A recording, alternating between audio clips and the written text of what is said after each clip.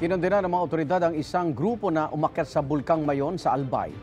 Viral po ngayon ang video ng isang vlogger na nagpapakita ng pag-akyat ng kanyang grupo sa bulkan.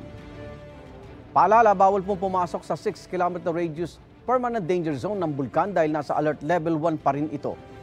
Inaalam ng pulisya, Albay LGU at ng Department of Tourism Region 5 kung may tourist guide na tumulong sa grupo. Sinusubukan pa rin ng GMA Integrated News na kunin ang pahayag ng grupong umakyat sa bulkan.